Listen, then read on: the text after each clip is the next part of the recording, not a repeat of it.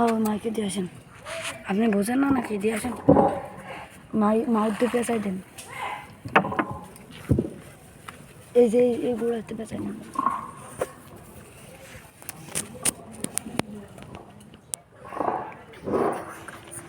আসসালামু আলাইকুম ওয়া রাহমাতুল্লাহি ওয়া বারাকাতুহু। কিন্তু খারাপ দেখা যাবে, বুঝো ক্যামেরা উন্নতি হতে পারো না তুমি।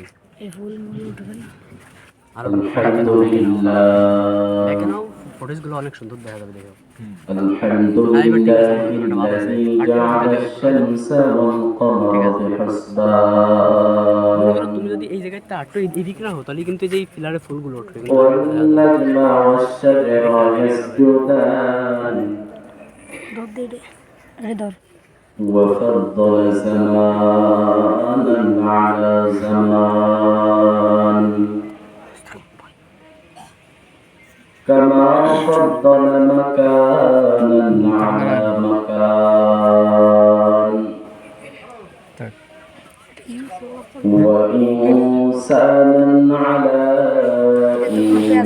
إنسان. ونشهد أن لا إله إلا الله وحده لا شريك له لا ضد له ولا شريك له ولا مثل له. ونشهد أن سيدنا وسندنا وحبيبنا وحبيب ربنا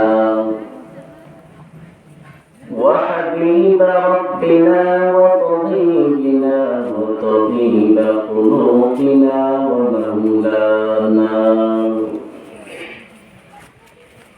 ومولانا محمدا عبده ورسوله صلى الله تعالى عليه وعلى آله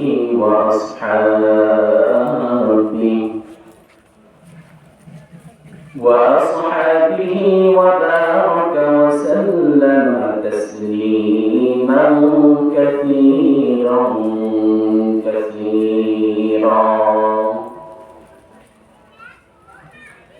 الذي أرسله الله تعالى بالحق بشيرا ونذيرا وداعيا إلى الله بإذنه وسراجا منيرا.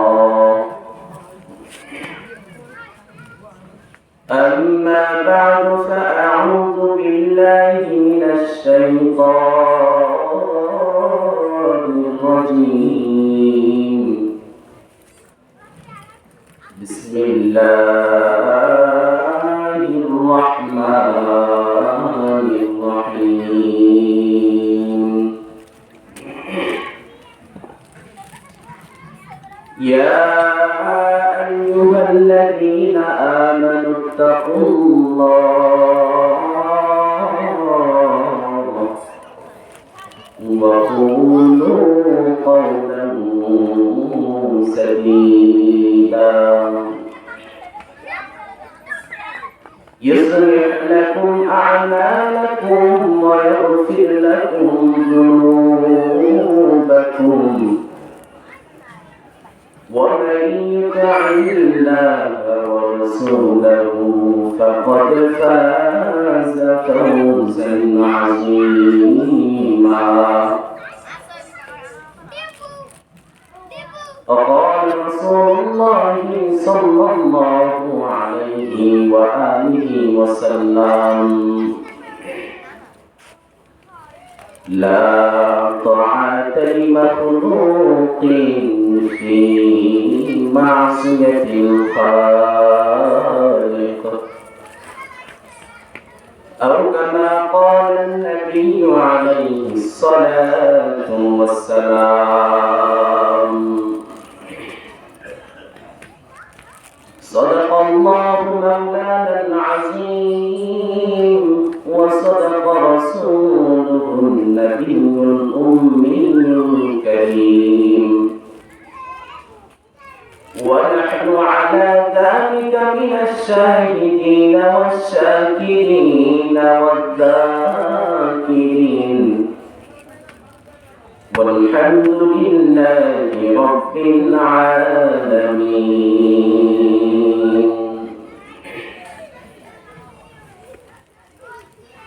तो दिल में तो आता है समझ में नहीं आता तो दिल में तो आता है समझ में नहीं आता बस जान लिया मैं तेरे एहसान ही है बस जान लिया मैं तेरे एहसान ही है एक चश्म ज़दन गाफिल ज़ शाहन बाशी एक चश्म ज़दन गाफिल ज़ शाहन बाशी शायद के निगाहे कुनदा का नबाशी शायद के निगाहे कुनदा का नबाशी उल्फत में बराबर के वफा हो के जफा हो उल्फत में बराबर के वफा हो के जफा हो हर चीज में लज्जत है अगर दिल में मजा हो हर चीज में लज्जत है अगर दिल में मजा हो अल्हम्दुलिल्लाह अल्लाह पाक रब्बुल आलमीन दरबारे लाखों कोटि शुक्रिया যে মহান রব্বুল আলামিন এই ফিতনার জামানায় সকল কাজ থেকে দুনিয়াবি কাজ থেকে পারে করে লক্ষ কোটি মানুষের মধ্যে বাছাই করে ভালোবেসে অত্যন্ত মহাব্বত করে দুনিয়ার মধ্যে সর্বোত্তম জায়গা দামি জায়গা কোরআনের মজলিসে আসার তৌফিক দান করেছেন এর জন্য সকলে মুসলমান হিসাবে ঈমানের আওয়াজকে উঁচু করে ওই মালিকের দরবারে কালিমাত শুকর আদায় করে সকলে বলে আলহামদুলিল্লাহ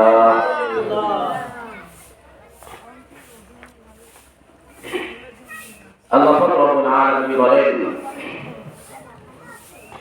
যদি কোনো বান্দা আমি আল্লাহর দরবারে একবার শুকরিয়া আদায় করে যদি দিল থেকে একবার আলহামদুলিল্লাহ বলে একবার সুবহানাল্লাহ বলেন আল্লাহ পাক রব্বুল আলামিন সাথে সাথে ওই বান্দার নিয়ামতকে বাড়ায় দেন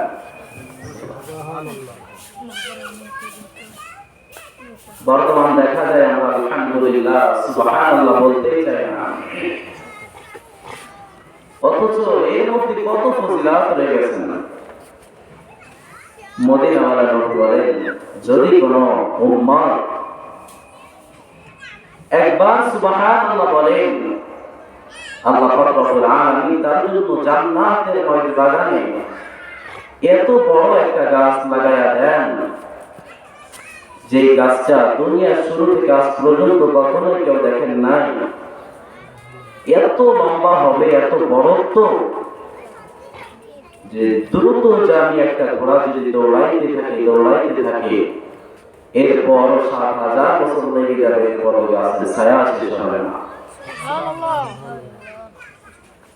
আল্লাহ পাক রব্বুল আলামিন কোরআনের মধ্যে বলেন ইয়া আইয়ুহাল্লাযীনা আমানু তাকুল্লাহ ইয়া আইয়ুহাল্লাযীনা আমানু তাকুল্লাহ হে মুমিন আল্লাহকে ভয় করো ওয়া কুলু কওলান সাদীদা এবং জবান দ্বারা যেটা বলবা, জবান দ্বারা সত্য কথা বলো, শালীন ভাষায় কথা বলো।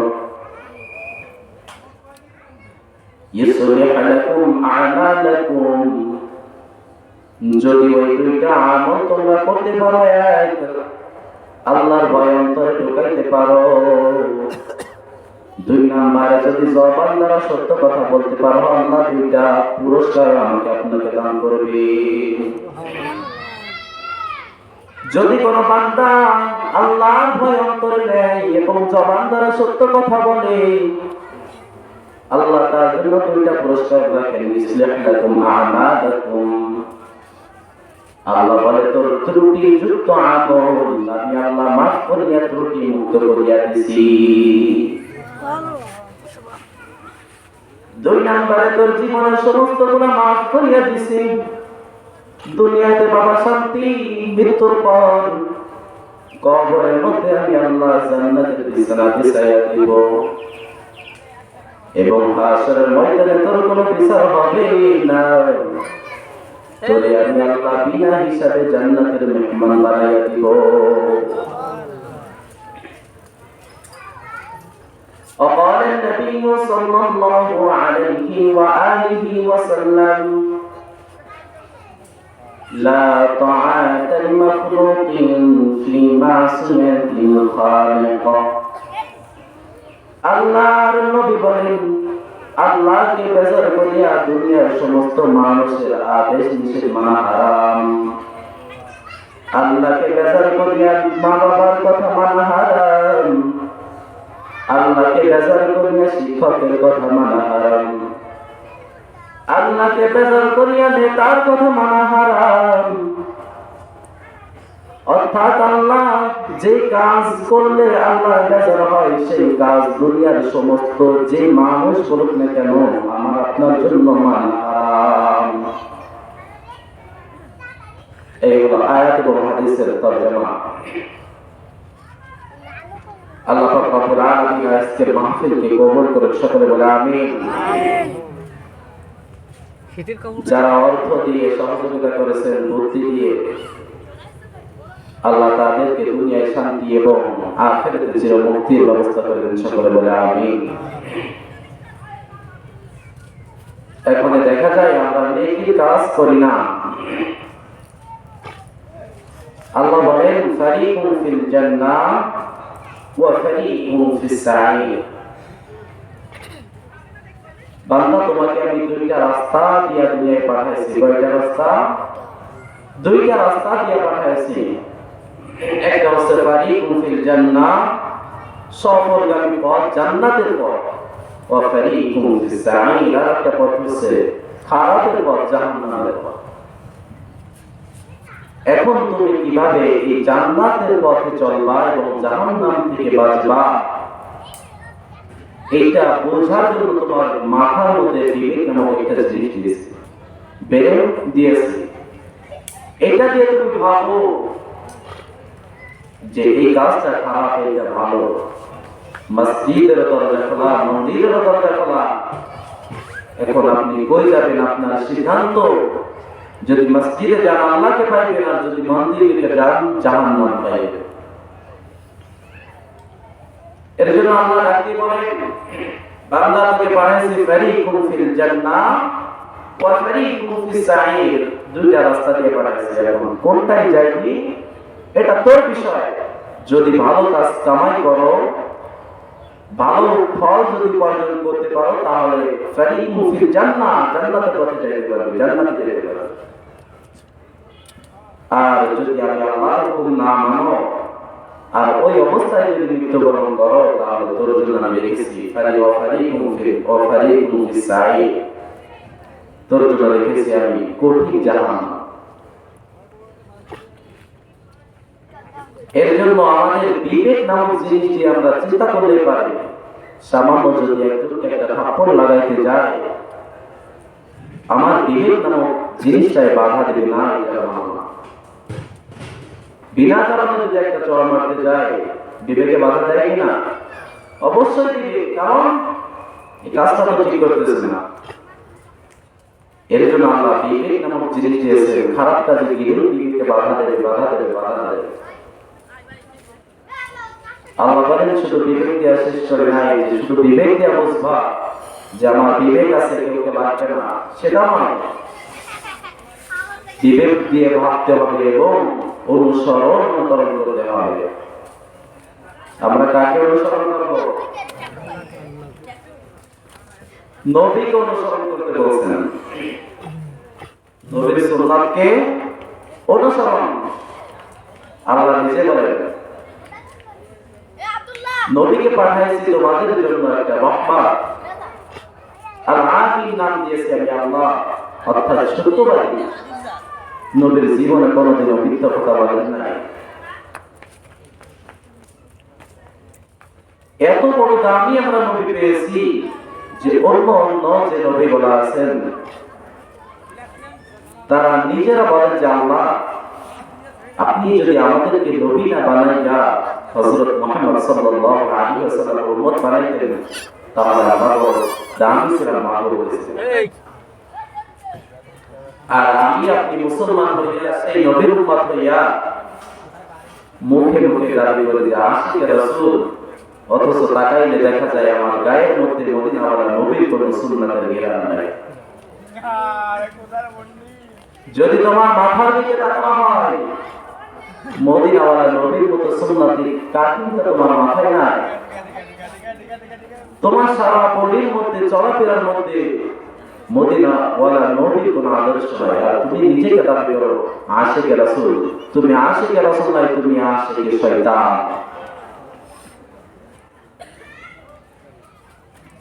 মুখ দিয়ে বলি নবীকে অনেক ভালোবাসি, নবীর জন্য জীবন দিতে রাজি, অথচ যদি কোন কুলাঙ্গার নবীকে নিয়ে ব্যঙ্গ করে, তুমি মুখ থেকে অন্তর থেকে প্রতিবাদ করার সাহস পাও না। আর তুমি নিজেকে দাবি করো কি আশিকে রাসূল। তোমার এই মুখের কথা তখনই বাস্তবে পরিণত হইবে যখন তোমার চলাফেরা, তোমার লেবাসটাই দেখে বোঝা যাবে না এটা নবী, মদিনাওয়ালা নবীর অনুষ্ঠান। জবান দ্বারা একটা কথা বলবো, করবো আর একটা। এটা নবীর অনুসারী না, নবীর আদর্শ না। এর জন্য আল্লাহ পাক রব্বুল আলামিন কোরআনে কি বলেছেন? ইয়া আইয়ুহাল্লাযীনা আমানু তাকুল্লাহ ওয়া কুলু কাওলান সাদীদা। এক নাম্বার, আমি আল্লাহর ভয় অন্তরে ঢোকাও। দুই নাম্বার, জবান দ্বারা সত্য বলো। তুমি যেটা করো না সেটা উম্মতকে বলিও না। যে কাজটা তুমি নিজে করিও না, আরেকজনকে তুমি সেটা বলিও না। ইয়া আইয়ুহাল্লাযীনা আমানু তাকুল্লাহ, আল্লাহর ভয় অন্তরে ঢুকাও। আল্লাহর ভয় কিভাবে অন্তরে ঢুকাইব? শুধু মুখে মুখে বললে হবে না, এইটা অন্তর থেকে ভয় করতে হবে, কাজে পরিণত করতে হবে। তাহলে তুমি প্রকৃত ভাবে আল্লাহকে ভয় করো, সেটা প্রকাশ পাবে। মুখে মুখে বলি আমি আল্লাহকে মহব্বত করি, আল্লাহর ভয় আমার অন্তরে আছে। কেমন ভয় তুমি নিজে জানো। পাঁচ ওয়াক্ত নামাজ যদি না পড়ো তাহলে ওই আল্লাহ জাহান্নাম বানায় রাখছেন। এরপর নামাজ পড়তে যাও না, রাতের অন্ধকার যখন বের হও, রাস্তার মাঝে 500 টাকা পড়ে আছে, তখন তুমি আশেপাশে তাকাইয়া দেখো কোনো মানুষ নাই। এলাকার মধ্যে সব মানুষ গভীর ঘুমে ঘুমিয়ে আছে। এখন তো রাস্তাঘাটে কেউ নাই। আমি যদি 500 টাকাটা নিজের পকেটে ঢোকাই, কেউ তো দেখবে না। সবাই যদি না দেখে, দেখার মালিক একজন আছে নাকি? আমার আল্লাহ, তিনি তো কখনো ঘুমান না, তিনি সবই দেখেন। তখন যদি আপনি চিন্তা করতেন এখন আমি টাকাটা নেব কেন, আমার আল্লাহ তো দেখতেছেন। এই ভয়টা যদি অন্তরে ঢুকাইতে পারো তাহলে প্রকৃত ভয় হইতো। এর জন্য আল্লাহ পাক রব্বুল আলামিন বলেন, হে বান্দা, আমি আল্লাহকে ভয় করো। এবং তোমার জবান দ্বারা তুমি সত্য কথা বলো, স্বাভাবিক ভাষায় কথা বলো। এখন দেখা যায় আমরা মানুষ কথায় কথায় মিথ্যা কথা বলি। দেখেন তো আমার আপনার ভিতরে এই গুণটা আছে নাকি? বর্তমান যুগে যখন মোবাইলে কথা বলা হয়, একজন আরেকজনের কাছে যখন ফোন দিয়ে জিজ্ঞাসা করে, ভাই তুমি কোথায়, তাড়াতাড়ি আসো না কেন, আমাদের সন্ধ্যা বাজারে কথা বললাম। একজন যদি সন্ধ্যা বাজারে দাঁড়িয়ে থাকে, আর একজনকে ফোন দিয়া বলে তুমি কোথায়, সন্ধ্যা বাজারে আসো। সে আছে কামলা ব্রিজের কাছে, কিন্তু ফোন দিয়া বলে একটু ওয়েট করো, আমি চলে আসছি গ্রামে। বলবে রেল ব্রিজের কাছে চলে আসছে। এই খাসলত আছে কিনা? এই যে জবান দ্বারা তুমি মিথ্যা কথা বলতেছো, তোমার আমল নামে কবিরা গুনাহ লিখে আওয়াজ দিচ্ছে।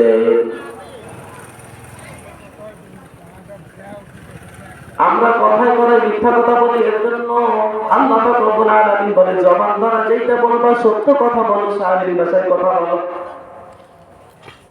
আজ দেখা যায় তুমি দুনিয়ার মহব্বতে পড়িয়া, অল্প কিছু টাকা পাইয়া, ক্ষমতা পাইয়া ওই আল্লাহর হুকুম ভুলিয়া গেছো, সত্যকে উল্টায় ফেলাইতেছো। আছে না? টাকার জন্য নিজের জবানকে তুমি ঘুরাইয়া দিচ্ছ। তুমি নিজে জানো যে এইটা বলতেছি এটা মিথ্যা কথা। আসলে তো এই ব্যক্তিটা জিনা করে নাই, এই ব্যক্তিটা তো চুরি করে নাই, এ তো আমার সাথে ছিল, অথবা আমি নিজে জানি যে ব্যক্তিটা চুরি করে নাই। এরপর আমার পিছন থেকে একজন টাকা দিয়েছিল, ঘুষ দিয়েছিল, ওইটা পাইয়া তুমি তাকে দোষারোপ বানাইয়া আসল দোষীকে তুমি ছেড়িয়া দাও। এটা কোনো কাছে না? বাংলাদেশে আছে এমন মানুষ আছেন যারা এই দুনিয়ার মহব্বতে পাইয়া অল্প কিছু ক্ষমতার মালিক হইয়া, যে মালিক তাদেরকে বানাইলো ওই মালিককে তারা ভুলিয়া গেছে। এক সময় দেখা গেছে তারা রাস্তার ফকির ছিল, বাজার সদাই করার টাকা ছিল না, সুন্দরভাবে ফ্যামিলি চলতো না। কিন্তু দেখা যায় কিছুদিন পর আল্লাহ তাকে অনেক টাকা পয়সা বাড়ি গাড়ি দিয়েছেন। যখন টাকা পয়সা ছিল না, তখন শুধু আল্লাহ তুমি আমাকে কিছু টাকা পয়সা দাও, বাড়ি গাড়ি দাও, ক্ষমতা দাও। এখন নামাজ পড়ি, তখন রোজা রাখবো, হজ করবো, যাকাত দিব। তারা জবান দ্বারা এগুলা বলে, কিন্তু আল্লাহ যখন ক্ষমতা দেয় তখনই আল্লাহকে ভুলিয়া যায়। তখন এই ক্ষমতার মহব্বতে, দুনিয়া টাকা পয়সার মহব্বতে আল্লাহকে ভুলিয়া যায়। আল্লাহ পাক রব্বুল আলামিন বলে, বান্দা তোকে আমি ক্ষমতা দিয়ে তো পরীক্ষা করি, তোকে আমি বাড়ি গাড়ি দিয়ে পরীক্ষা করি, যে এই দুনিয়ার মহব্বতে পড়িয়া তুই আমি আল্লাহকে ভুলে গেছো নাকি আমার আল্লাহর কথা স্মরণ রাখছো। এর জন্য আল্লাহ পাক রব্বুল আলামিন বলে, সব কিছু দেওয়ার মালিক আমি আল্লাহ। তাই এই দুনিয়ার মায়ে পড়িয়া, মহব্বতে পড়িয়া আমি আল্লাহকে ভুলে যাইও না।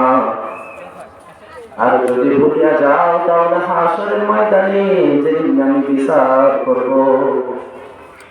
সেদিন কিন্তু অন্য কেউ থাকবে না, আমি একমাত্র আল্লাহ থাকবো, আমার সামনে পার পাইবা না। তুমি দুনিয়ার ক্ষমতা পাইয়া নিজেকে বড় বড় ধরনের কিছু মনে করো।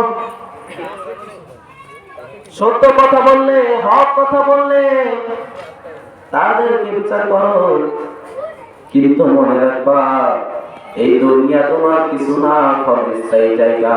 যখন মৃত্যুবরণ করবা আল্লাহর সামনে, তখন কিন্তু ঘুষের কারবার নাই, তখন তোমার নেতা পাওয়ার থাকবে না, তখন তোমার সম্পদের পাওয়ার থাকবে না, তখন তোমার কোনো পাওয়ার থাকবে না। ওই আল্লাহর সামনে তুমি থরথর করে কাঁপতে থাকবা।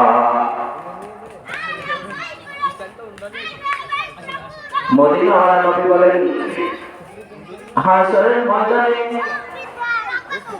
সকল নবীগণ, সাহাবীগণ সকলে ইয়া নাফসি করতে থাকবেন। কারণ ওই দিন আমার আল্লাহ ক্ষমতাবান একা, তিনি একটা ভয়ঙ্কর আওয়াজ দিলেন। আল্লাহ পাক ডাকতে বলবেন, লিমানিল মুলকুল ইয়াউম লিল্লাহিল ওয়াহিদিল কাহ্হার। ও দুনিয়ার বাচ্চারা, দুনিয়ার ক্ষমতাওয়ালারা, গাড়িওয়ালারা, টাকাওয়ালারা, দুনিয়ার মহব্বতে পড়ে আমি আল্লাহকে ভুলে গেছো। আজ আমি আল্লাহর সামনে দাঁড়াইয়া তোমার হিসাবটা দিয়া যাও। তোমার যাকাত দেওয়ার সাধ্য ছিল, তুমি তো যাকাত দাও নাই। তোমার হজ করার সমর্থ ছিল, তুমি হজ করো নাই। তোমাকে তো আমি আল্লাহ বানাইছিলাম, আমি আল্লাহর ইবাদত করার জন্য। তোমাকে আমি আল্লাহ দুনিয়ায় পাঠাইছি একমাত্র আমার ইবাদত করার জন্য, দুনিয়ার কোন মানুষের গোলামি করার জন্য নয়। আসো আজ আমার সামনে হিসাব দিয়া যাও। এই কথা শুনে সমস্ত নবীগণ ইয়া নাফসি ইয়া নাফসি করে ডাকবেন, কাঁদতে থাকতেন, বলবেন আল্লাহ বাঁচাও, আল্লাহ বাঁচাও। তখন আমাদের মদিনাওয়ালা নবী বলে গেছেন, ওই হাসরের ময়দানে যেখানে নবীরা ইয়া নাফসি করবেন, আমি আপনি তো কোথাও নাই, তাদের সামনে তোমরা দাঁড়াইতে পারবো না। নবীদের যদি এই অবস্থা হয়, আমি আপনি বান্দা তো দূরের কথা। এক সাহাবী ডাকতে বলেন, হুজুর এই হাসরের ময়দানে যখন সকলে ইয়া নাফসি করবেন, আপনি নবী কি করবেন? দেখেন মদিনাওয়ালা নবী কি মায়ার নবী। তিনি সাহাবীকে বলে, ও সাহাবী তুমি শুনিয়া নাও, যদিও সকলে ইয়া নাফসি নিজেদের জন্য বাঁচাও বাঁচাও করবে, কিন্তু আমি মায়ার নবী ইয়া উম্মতি বলিয়া ডাকবো। কেমন নবী পেয়েছি আমরা, যে নবী দুনিয়ায় জিন্দেগিতেও আমাদের জন্য কাঁদলেন, ইয়া উম্মতি। বেঈমান কাফেরদের হাতে মার খেয়েছেন, সেই নবী মৃত্যুর পর আমাদেরকে নিয়ে চিন্তা করি, ইয়া উম্মতি। আজ ওই নবীকে পেয়েছি, কিন্তু নবীর সুন্নাত আমার আপনার ভিতরে নেই। ওই নবীকে ভালোবাসি মুখে মুখে, কিন্তু শুধু আমরা মিলাদুন নবী পালন করে, কিন্তু আসলে বাস্তবে যেটা নবীর সুন্নাত সেটা আমাদের ভিতরে নেই। আমরা তো আল্লাহর দরবারে বর্তমান শুকরিয়া আদায় করি না, আল্লাহর দরবারে শুকরিয়া আদায় করি না, অথচ নিজেদের কপালে নিজেরা গজব রাখিয়া আনি। কেন আমি আপনি এত অভাবে পড়ি? আমার আপনার ভিতরে কেন এত পরিমাণে আযাব আসবে, এত আমরা খারাপ থাকবো? কেন আসে আমাদের মহামারী আসে, কেন এত রোগ আসে, কেন জানেন? এটা আমার আপনার গর্ব। তাহলে একটা ঘটনা হলো, মদিনাওয়ালা নবী বলেন, 5টা অপরাধের কারণে মানুষের ভিতর আল্লাহ পাক রব্বুল আলামিন অনেকগুলি গজব দান করেন। কয়টা অপরাধের কারণে? 5। 1 নাম্বার, যে এলাকা বা যে অঞ্চলে, যে দেশে প্রকাশ্যে নারী পুরুষ গুনাহ করবে, জিনা করবে, প্রকাশ্যে গুনাহ করবে, মিছিল দিয়ে গুনাহ করা হয়, প্রকাশ করে গুনাহ করা হয়, আল্লাহ ওই এলাকার মধ্যে 2টা গজব উদ্ধার করেন। কয়টা গজব? প্রকাশ্যে গুনাহ করা হয়। তাকায় দেখো তো, আমরা আপনারা বর্তমান প্রকাশ্যে গুনাহ করা হয় কিনা? করি আমরা? এখন তাকালে দেখা যায় মহল্লার ভিতরে একবারে গান বাজাইতেছে। আমি আপনি যদি তাকে যাই নিষেধ করি, কথা তো শুনবেই না, অথচ তারা প্রকাশ্যে গান শুনতেছে, তারা আমলনামাকে ইমানের কাছে কিনা? এখানে ওয়াজের ময়দান হচ্ছে, এইরকম আরেকটা ময়দান হয়, গানের ময়দান, নাচের ময়দান হয় কিনা?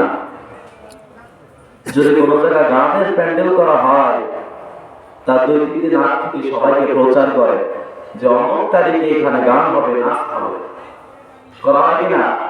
তাহলে যে প্রকাশ করে আপনি যে দেখে দেখে মানুষজন দেখে জানায় জানায় গুনাহ করতেছেন, এইটার জন্য আল্লাহ 2টা গজব দান করবেন। কয়টা গজব?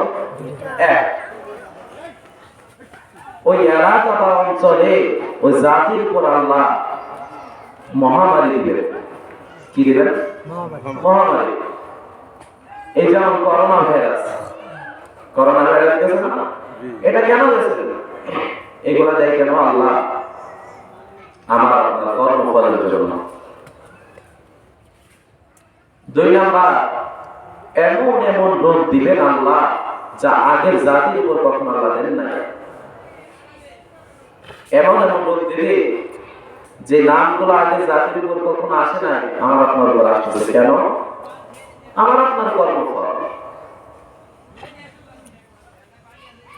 2 নাম্বার যে কারণে আল্লাহ গজব আসবেন, মদিনাওয়ালা নবী বলেন,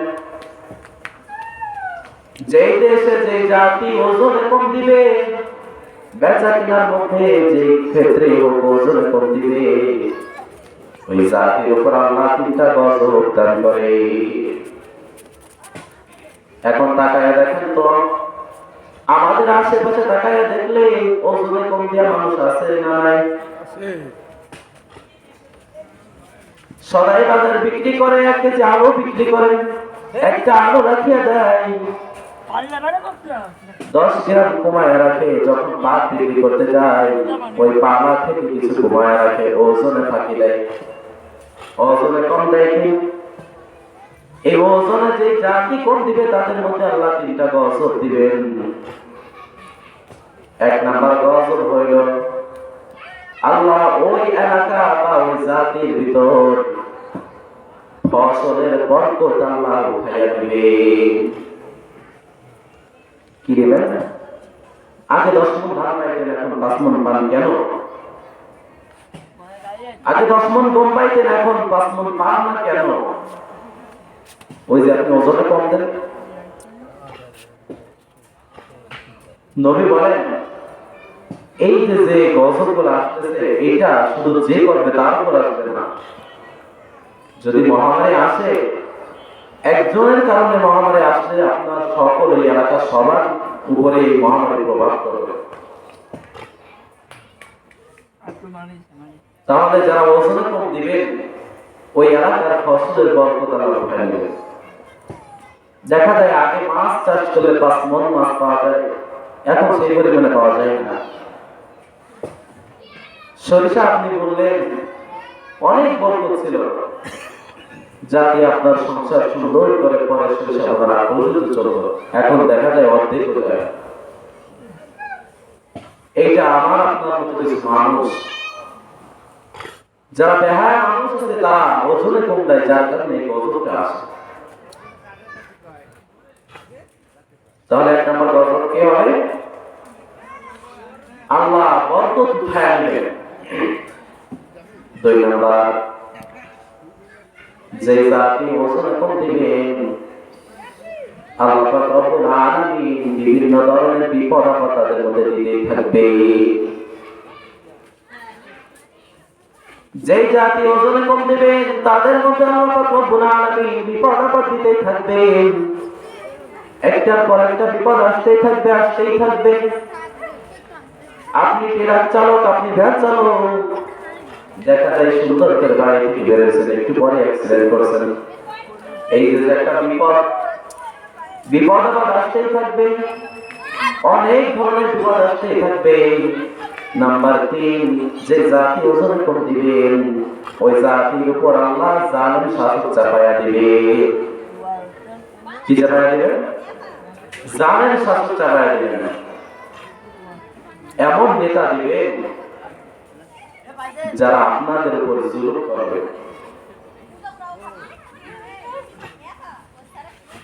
3 নাম্বার,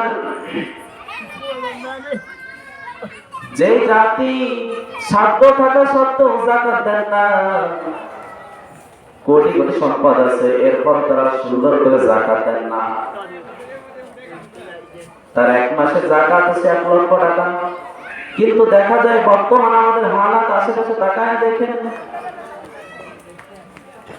তার যাকাত হিসাব করলে দেখা যায় এক মাসে এক বছরে তার লক্ষ টাকা যাকাত আসছে, কিন্তু দেওয়ার সময় দেখা যায় 10টা পাতলা শাড়ি আর 5টা লুঙ্গি কিনে দেয়। আছে না? যাকাত আদায় হবে?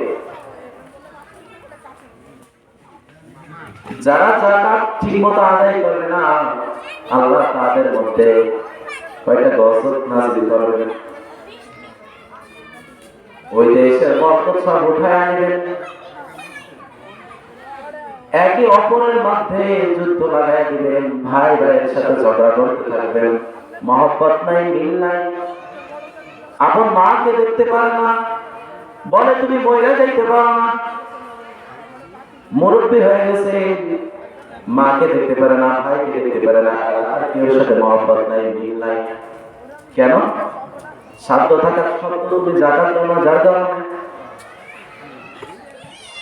নাম্বার 4, যেই জাতি, যেই দেশের মানুষ আল্লাহ এবং তার নবীর অঙ্গীকার ভঙ্গ করে, আল্লাহ পাক রব্বুল আলামিন তাদের উপর কয়টা গজব নাযিল করিয়া দেয়। আল্লাহ এবং তার রাসূলের অঙ্গীকার, আমি আপনি যেটা ওয়াদা করে আসছি সেই ওয়াদাকে আমরা ভঙ্গ করি। যখন মুসলমান হয়েছে, মুসলমানের ওয়াদা কি, তার কাজ কি? আল্লাহ যে হুকুম করেছেন সেটা মানবে, যেগুলো সেগুলো ছাড়বে। মদিনাওয়ালা নবী যেভাবে চলেছে সেভাবে চলবে, যেটা নিষেধ করেছেন যেভাবে চলেন না সেভাবে চলবে না। তাহলে এখন মিলায় দেখেন তো আমরা এই ওয়াদা ভঙ্গ করতেছি কিনা। আল্লাহ এবং আল্লাহর নবীর অঙ্গীকার আমরা ভঙ্গ করতেছি কিনা। এখন দেখা যায় মসজিদের মধ্যে মুয়াজ্জিন 5 ওয়াক্ত নামাজের জন্য আযান দেয়। আমি আপনি মুসলমান দাবি করি, মুসলমান ঘরের সন্তান। মসজিদে আযান হয়, তুমি দাঁড়ায় চার দোকানে চা খাও। মসজিদে আল্লাহর জন্য নামাজের জন্য ডাকা হয়, তুমি গভীর ঘুমে ঘুমায় থাকো। তাহলে এবার একটু ভাবিয়া দেখো তোমার অঙ্গীকার আল্লাহ নবীর অঙ্গীকার ভঙ্গ হচ্ছে কিনা।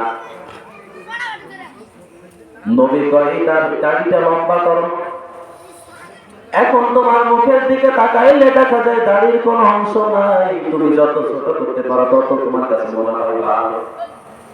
তাহলে দেখেন নবীর অঙ্গীকার ভঙ্গ করা হচ্ছে কিনা। এর জন্য আল্লাহ পাক রব্বুল আলামিন এদের উপর গজব নাযিল করবেন।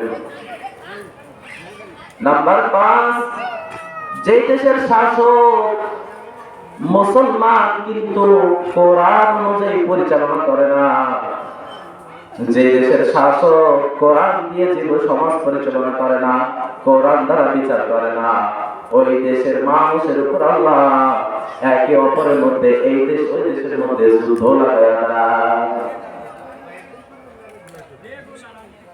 এখন দেখা যায় অনেক মানুষ আছে যারা কোরআনের কথা শুনলে তাদের গায়ের মধ্যে জ্বলে, আছে না? যদি নাই চলবে তাহলে এই আলেম গুলো কেন আজকে মাজলুম হয়ে আছে? কোরআনের কথা শুনলে যদি তোমার মধ্যে জ্বলে তাহলে বুঝিয়া নিও তুমি মদিনাওয়ালা নবীর অনুসারে না, তুমি মদিনাওয়ালা নবীর কিছুই না, তুমি ওই জালেম ফিরাউনের বংশধর। যাদের কোরআনের কথা শুনলে অন্তরের মধ্যে আঘাত লাগে, নবীর সুন্নাতের কথা শুনলে যাদের অন্তরের মধ্যে আঘাত লাগে, আমার কথা দ্বারা যদি, সুন্নাতের কথা, নবীর আল্লাহর কথা দ্বারা যদি তোমার অন্তরে আঘাত লাগে, তুমি বুঝিয়ে নিব তুমি আশিকে রাসূল না আশিকে শয়তান। অনেক বেয়াদবরা অনেক নবীকে নিয়ে কটূক্তি করে, নবীকে নিয়ে ব্যঙ্গ করে, আর তুমি বসে বসে আনন্দ দিন কাটাও, একটু প্রতিবাদ করো না। আর যারা প্রতিবাদ করে তাদের বিচার করো, এইটার জন্য আল্লাহর দরবারে তোমার জবাব দেওয়া হবে।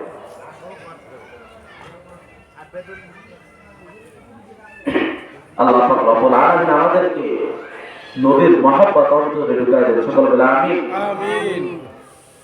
এখন আমি আপনি সবাই ভুলের মধ্যে, সবাই গুনার মধ্যে, ভুলের মধ্যে আছি। রাস্তাঘাটে বাইরে কিছু জিনার গুনাহ করতেছে, প্রতিনিয়ত জিনার গুনাহ হচ্ছে। একটু ভাবিয়া দেখেন তো, করেন জিনা করার প্রতিদিন? হ্যাঁ, এই রাস্তাঘাটে যখন বের হন, আপনার সামনে একটা বেগানা নারী যখন আসে, শুধু মনে করতেছেন জিনার গুনাহ কোনটা? যখন রাস্তা দিয়ে হাঁটবেন, একটা বেগানা নারী আপনার সামনে চলে আসছে, আপনি তাকায় আছেন, চোখ রাখতেছেন না, তাকায় আছেন, কি আপনার আমলা জিনার গুনাহ হচ্ছে না? অবশ্যই হচ্ছে।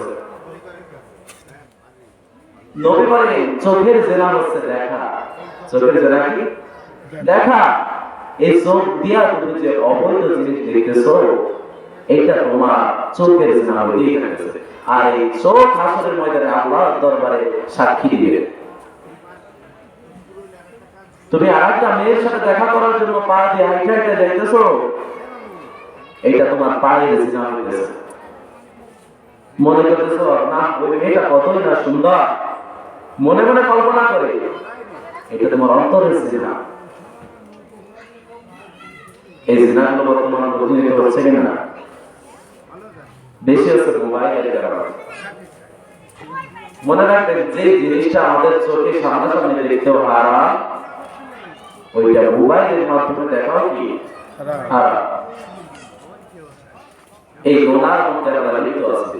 এখন এই গুনাহ থেকে আমরা বাঁচতে হবে, আল্লাহর দরবারে কিভাবে আমরা কাছে যাব, আগাইব। এর জন্য আল্লাহ পাক রব্বুল আলামিন বলেন, ইয়া আইয়ুহাল্লাযীনা আমানু তাকুল্লাহ, ইয়া আইয়ুহাল্লাযীনা আমানু তাকুল্লাহ, হে মুমিন আল্লাহর ভয় অন্তরে ঢুকাও। ইয়া আইয়ুহাল্লাযীনা আমানু তুবু ইলাল্লাহ, ও মুমিন তোমরা তওবা করো আমি আল্লাহর দরবারে। তুবু ইলাল্লাহি তাওবাতান নাসুহা,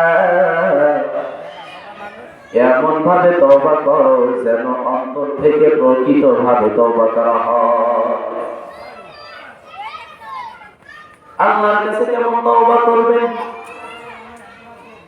আমরা তো বর্তমান দেখা যায় তওবা করে খারাপ কাজ করেছি, মুখে মুখে বলে আস্তাগফিরুল্লাহ, আল্লাহ মাফ করিয়া দেন, শুধু এরকম তওবা করার কথা বলেন নাই। আল্লাহ বলে তুবু ইলাল্লাহি তাওবাতান নাসুহা, এমন ভাবে তওবা করো যেন প্রকৃত ভাবে তওবা করা হয়। দিল থেকে তওবা করো, অন্তর থেকে তওবা করো। ছোট একটা ঘটনা বলবো। একটা যুবক সারা জীবন শুধু গুনার কাজ করিতেই থাকে। এমন কোন গুনাহ নাই যে জীবনে করেন নাই। মানুষকে খুন করতে করতে এক পর্যায়ে দেখা যায় একটা, দুইটা, তিনটা, চারটা, পাঁচটা, এইভাবে করতে করতে 99টা খুন করেছে। এখন হঠাৎ একদিন ঘুমের মাঝে চিন্তা করিয়া দেখে, বালিশে মাথা লাগায়া দেখে, আমি যে কাজগুলা করতেছি কাজ তো সঠিক নয়। আমি যে গুনাহ করতেছি এই গুনাহ নিয়ে যদি কবরে যাই তাহলে আল্লাহর সামনে দাঁড়াইতে পারবো না। হঠাৎ এই চিন্তা করে দৌড় দিয়ে চলে যায় মসজিদে। ইমাম সাহেব ডাক দিয়ে বলে, হুজুর আপনাদের তো জানতে বাকি নাই আমি কত বড় গুনাহগার, কত বড় খারাপ লোক। হুজুর তখন তাকে দেখে চমকে দিয়েছে, আল্লাহ এই ব্যক্তিরা তো সারা জীবন শুধু মানুষকে খুন করে, না জানিয়া আমার কি হবে। এই বলিয়া হুজুর ভয়তে তো পিছনে যায়।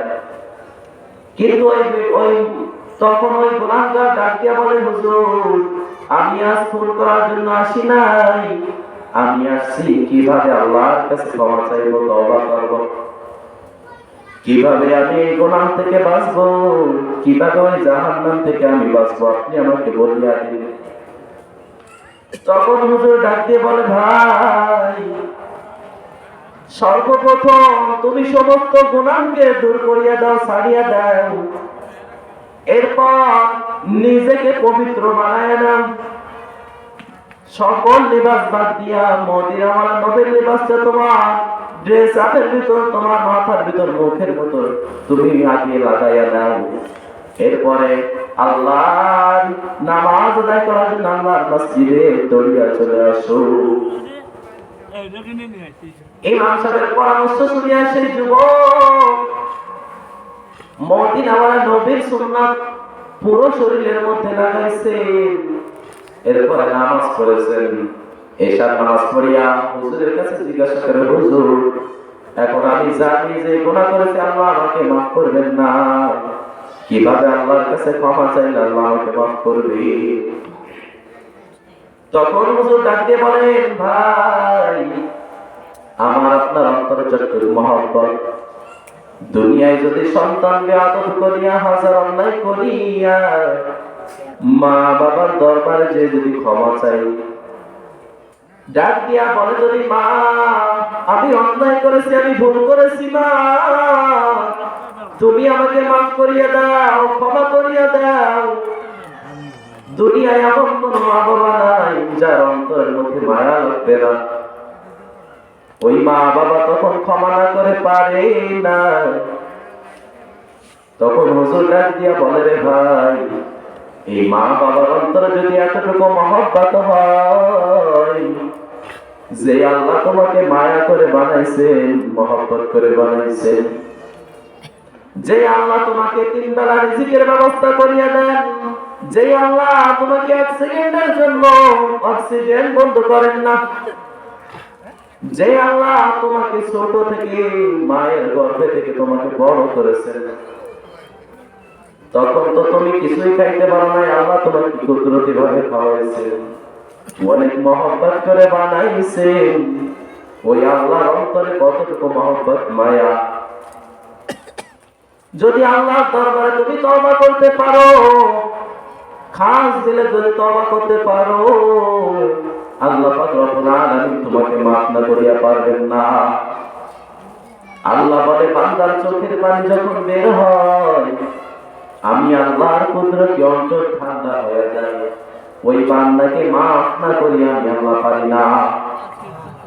এখন ইমাম সাহেব পরামর্শ দেয়, ভাই তুমি ঈশার নামাজ পড়েছো, এখন বাড়ি যাও, গভীর রাতে উঠে তাহাজ্জুদের নামাজে দাঁড়ায়া যাও, তাহাজ্জুদ নামাজ পড়ি আল্লাহর দরবারে 2 হাত তুলে আল্লাহর কাছে ক্ষমা চাও। ওই যুবক ইমাম সাহেবের পরামর্শ শুনিয়া বাড়ি চলিয়া যায়। গভীর রাতে তাহাজ্জুদ নামাজের জন্য উঠিয়া নামাজে দাঁড়াইয়া যায়। ওযু করিয়া নামাজে দাঁড়াইয়া নামাজ শেষ করিয়া 2 হাত আল্লাহর দরবারে তুলে বলে, মালিক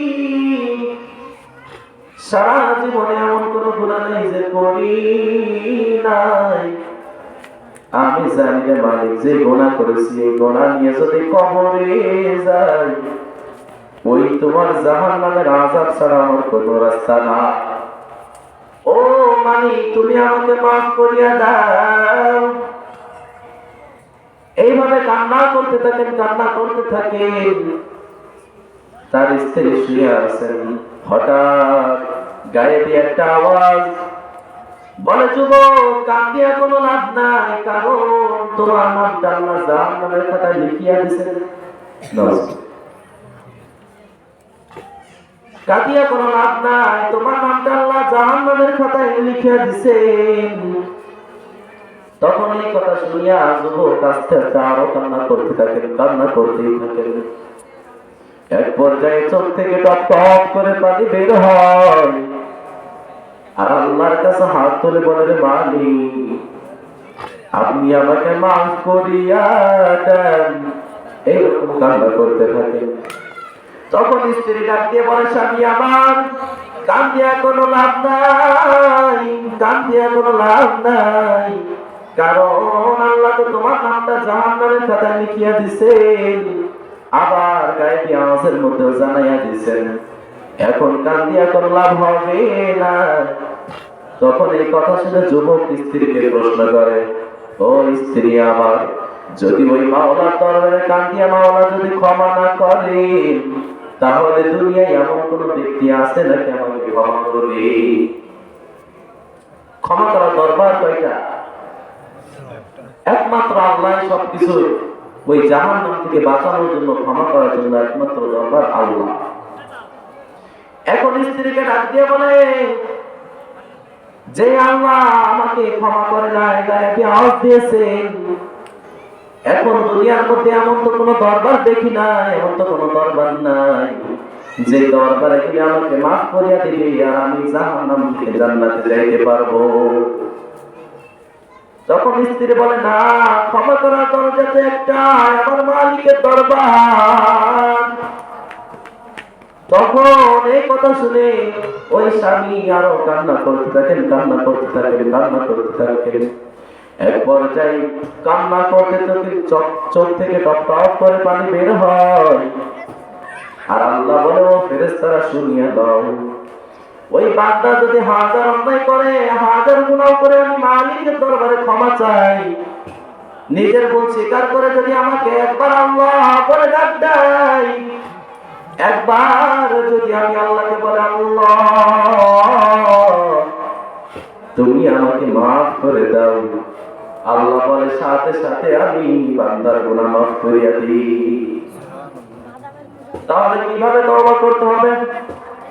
তওবা করার মতো করতে হবে। তার থেকে তো আমরা গুনাহ বেশি করি নাই, আমি আপনি তার থেকে গুনাহগার বেশি নাই। যদি এখন আমি আপনি চিন্তা করে গুনার কথা স্মরণ করে আল্লাহর দরবারে ক্ষমা চাই, আমার বিশ্বাস আল্লাহ আমাকে আপনাকে মাফ না করিয়া পারবেন না। সে আল্লাহ এখন আসেনি? সে আল্লাহর ক্ষমতা কি কমছে? করে না। এর জন্য ক্ষমা চাইতে হবে কার দরবারে? সব কিছু দেওয়ার মানে কই আল্লাহ, ওই আল্লাহ দরবারে ক্ষমা চাইতে হবে। অহংকার অন্তরে ঢুকাইলে হবে না। ফেরাউন নিজেকে অহংকার অন্তরে ঢুকাইছিল, সাদ্দাত অন্তরে অহংকার ঢুকাইছিল। ফেরাউন নিজেকে নিজে ক্ষমতা দাবি করে, আল্লাহ বলে দাবি করে। সে বলে, আমি তো এই জগতের গোটা পৃথিবীর আল্লাহ, তার জাতিকে জানায় দেন। সাদ্দাত নিজে নিজে বলেন, আমি আবার কার বাড়ানো জান্নাতে যাব? আমি নিজে ক্ষমতা পাইছি, আমি নিজের জান্নাতে নিজেই যাইব। সাদ্দাত নিজে জান্নাত বানাইছেন, আল্লাহ জান্নাতে যাইবে না, তার জান্নাতে সে নিজেই যাবে। কিন্তু আল্লাহ বলে, বান্দা তোকে আমি ছাড় দেব, কিন্তু ছেড়ে দিই না। এখন দেখা যায় যখন সাদ্দাত জান্নাত বানানো শেষ কাজকর্ম, সেই জামানার সব থেকে খারাপ সুন্দরী নারী যারা ছিল তাদেরকে জান্নাতের হুর বানাইছে। সব কাজ কমপ্লিট করিয়া হয়ে গেছে, এখন জান্নাতে যাওয়ার জন্য রওনা দিয়েছেন সাদ্দাত। সাঙ্গ পাঙ্গ নিয়ে সামনে আগাইতেছেন। কেউ কথা শুনবেন না, নিজের গতিতে আগাইতে আছেন। হঠাৎ একটা মুরব্বী, একটা বুড়ো লোক ডাকে বলে, সাদ্দাত একটু দাঁড়ায় যাও, আমার কিছু কথা আছে। তখন ডাকে বলে, না ভাই, আমার দাঁড়ানোর সময় নাই। এত মহব্বত করে, এত টাকা খরচ করে জান্নাত বানাইছি, আগে ওর ভিতরে ঢুকে এক নজর দেখবো, তারপরে তোমার সাথে কথা হবে। এই বলে রওনা দিচ্ছে। আবার পিছন থেকে ওই বড় লোকটা হাত দিয়ে বলে, হে সাদ্দাত একটু শুনিয়া যাও। কিন্তু সে কোনো কথার গুরুত্ব দেয় না। এইবার ডাকতে বলে, সাদ্দাত আমি দুনিয়ার কোনো মানুষ না, আমি হলাম আজরাইল। এই কথা শুনে তার চোখ খুলে গেছে। কি আপনি আজরাইল? আমাকে একটু সুযোগ দেন ভাই, আমি একটু জান্নাতে যাবো, এত কষ্ট করে বেড়াইছি, জান্নাতে যাই, যাওয়ার পর আমাকে এটা বলে তুমি জানি কবর। কিন্তু সে কি বলে, এক সেকেন্ডও দেরি করা যাবে না। কারণ মালিকের দরবার থেকে তোমার নাম ঘোষণা হয়ে গেছে। এখন আমরা অহংকার করি, এই টাকায় দেখেন কত মানুষ মারা যায়। জীবনে কখনো দেখেছেন কোন মানুষ একটা ঘুমানোর জন্য বালিশ নিয়ে গেছে? নিছেন না? দেন না। তাহলে অহংকার কিসে? আল্লাহ বলে মিনহা খলাকনাকুম, এই মানুষকে আমি মাটি থেকে বানাইছি। তোর চিন্তা ফিকির তো নিচে থাকবে, তুই মাটির মানুষ, মাটির মতো নরম হয়ে থাক, তুই কেন অহংকার করিস? এই আয়াতটা আমরা বিশ্বাস করি, এইটা আমরা বিশ্বাস করি যে আল্লাহ আমাদেরকে মাটি থেকে বানাইছেন, দুনিয়ায় পাঠাইছেন। ওয়াফিহা নুঈদুকুম, আবার আল্লাহ ডাক দিয়ে বলেন শুধু বানায়া জীবন দিয়ে তোকে জীবিত করে শেষ করি না, আবার আমার এই মাটিকে দরবারে কবরের মধ্যে মাটির ভিতরে ফেলা হবে। আপনাদের বিশ্বাস হয় না? শুধু আপনি মুসলমান না, যারা বেদুইন আছে তারাও এটা বিশ্বাস করে যে জীবন যেহেতু পেয়েছি মৃত্যুবরণ করতে হবে। কিন্তু এরপরে আল্লাহ কি বলেন? وَمِنْهَا نُخْرِجُكُمْ تَارَةً أُخْرَى, আবার তোমাকে আমি আল্লাহর দরবারে দাঁড়াতে হবে, আবার তোমাকে আমি আল্লাহর সামনে হিসাব দিতে হবে। এইটা অনেকে বিশ্বাস করে। কি মনে করে? মৃত্যুবরণ করলাম শেষ, আর কোনো দিন নাই। জীবন দিয়েছেন, ঘুরে বেড়াইতেছেন, মৃত্যুবরণ করবো, কবরে যাবো। কিন্তু আল্লাহ তা বলেন না, বলে মৃত্যুবরণ করার পর আমি আল্লাহ তোকে আবার ওই মাটি থেকে জীবিত করে আমার আল্লাহর সামনে আমার সামনে দাঁড় করাবো। তখন কি হিসাব দেবে? তখন কি হিসাব দেবে? এর জন্য আল্লাহ যতদিন আমাদেরকে হায়াত দান করেন, আল্লাহ পাক রব্বুল আলামিন আমাকে আপনাকে সকলকে ওই মালিকের হুকুম মোতাবেক জীবন করার তৌফিক দান করে। সকলে বলে আমিন। আল্লাহ পাক রব্বুল আলামিন আমাদেরকে পরিপূর্ণ নবীর সুন্নাত অনুযায়ী জীবন করার তৌফিক দান করে। সকলে বলে আমিন। একটু পরে আযান হবে, আযানের প্রস্তুতি সকলে নেবেন। নামাজের জন্য যাবে। এই নামাজ হচ্ছে সবকিছুর মূল। যার নামাজ সুন্দর তার জিন্দেগি সুন্দর, যার নামাজ সুন্দর তার জিন্দেগি সুন্দর। আর আল্লাহ নিজেই বলেছেন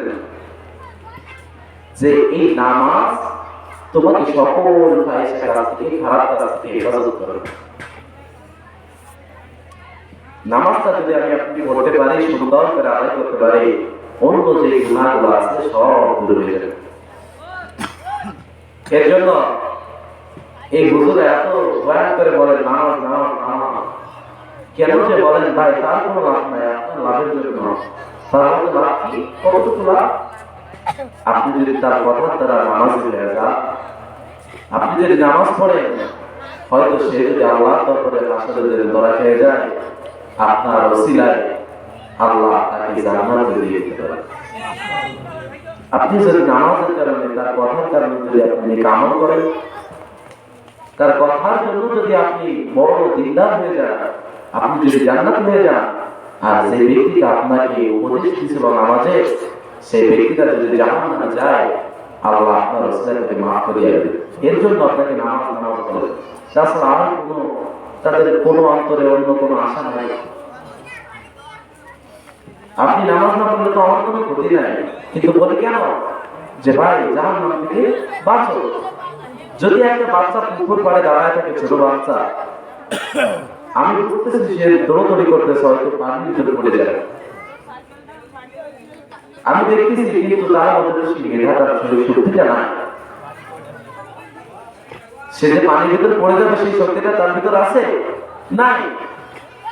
পড়লে কি হবে সে সেটাও বোঝে না। কিন্তু আপনি কিন্তু বুঝমান ব্যক্তি, আপনার ভিতরে তো জ্ঞান আছে, আপনি অবশ্যই তাকে বাধা দেবেন যে এখানে দৌড়দৌড়ি করো না, পানির ভিতরে পড়ে গেলে তুমি মরে যাবে।